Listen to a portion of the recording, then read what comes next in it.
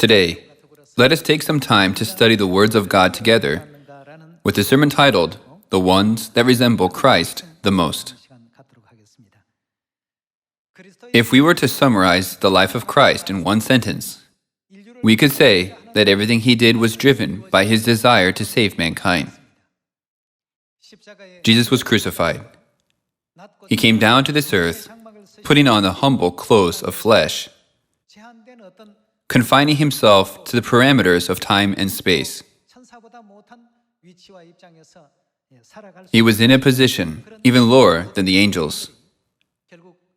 We need to realize that all of this came from his unceasing desire to free his heavenly children from their sins and to lead them back to the eternal kingdom of heaven. Who then are the ones that resemble Christ the most? Another way to pose this question is, who has made the greatest effort to lead our Zion family members on the correct path to the kingdom of heaven? To save us sinners, Christ left his glorious throne behind in heaven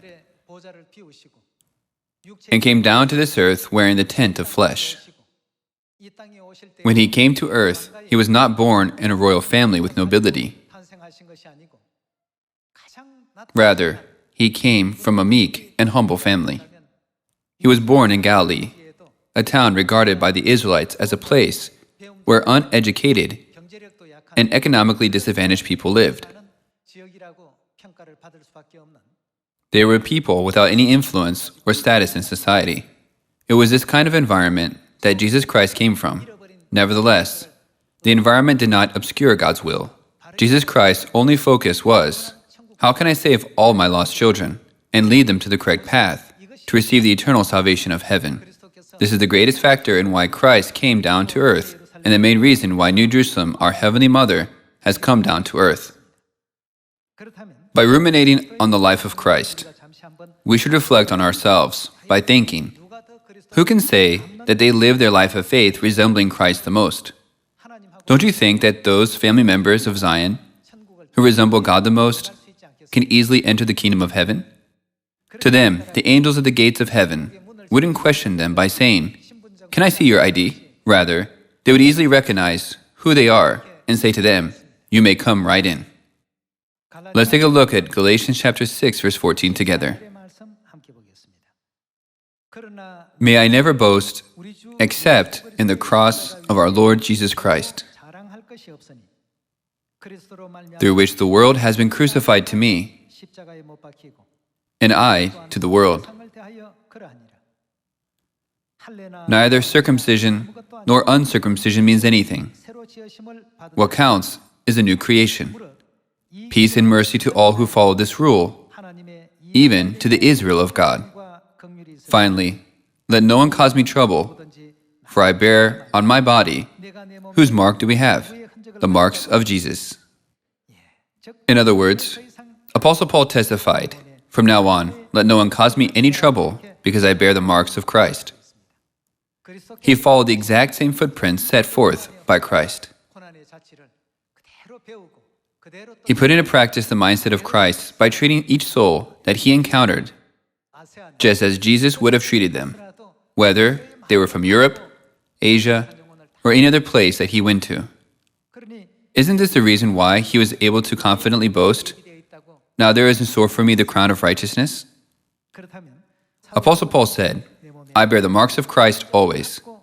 Let us see about the marks of Christ by opening to the book of Isaiah and reading from chapter 53. Chapter 53, verse 1.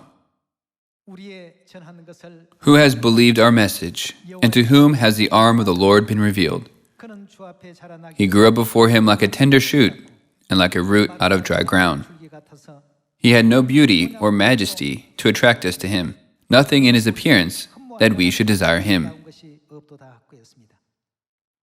In order to save all mankind, Christ had to fulfill the condition of coming with the tent of flesh. It was only through these conditions that he was able to come to earth. He had no beauty or majesty, nothing in his appearance that we should desire him.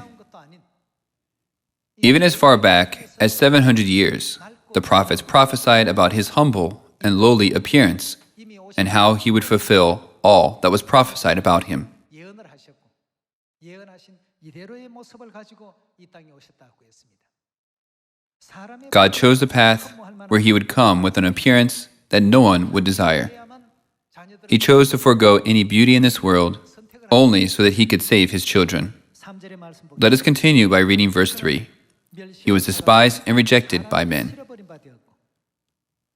When someone despises us even a little, we regard it as something big. However, no human could ever endure the kind of spite and malice that was bestowed upon Christ. When our expectations and desires are not fulfilled, even in the smallest matter, we may feel as though we are going through a big test. However, it is incomparable to the life of Christ, who was constantly hated by those around him, and who was forced into circumstances that anyone would despise. The number of hardships and suffering he endured was countless. Yet, he was consoled only by the thought, how can I lead my children to salvation?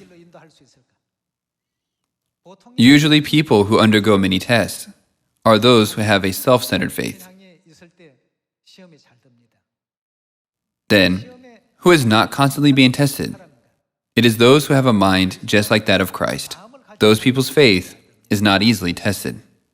While doing the gospel, we must undergo thousands of different experiences and go through many situations until the time that we enter heaven. Yet, if we are continually being tested, we will be drained of all our energy on our way to the kingdom of heaven. Then what should we do? We must learn to have the mind of Christ. We must resemble him. It was written in the scriptures that Christ must go through many hardships. He must experience great suffering. He accepted these conditions and came down to earth to save us. It was a condition that was offered to him 700 years ago. When he was asked, "Are you willing to go down to earth even under these conditions?" his response was, "I am willing." What was the reason? He chose such a path for the salvation of his children. We must resemble Christ. In order for us to resemble Christ, we must save all our lost brothers and sisters and lead them to the eternal kingdom of heaven. We must always think, who are the ones that resemble Christ the most? We must make many efforts to spread the fragrance of Christ to each other and look after one another. By this, I'd like to conclude today's sermon. Thank you very much.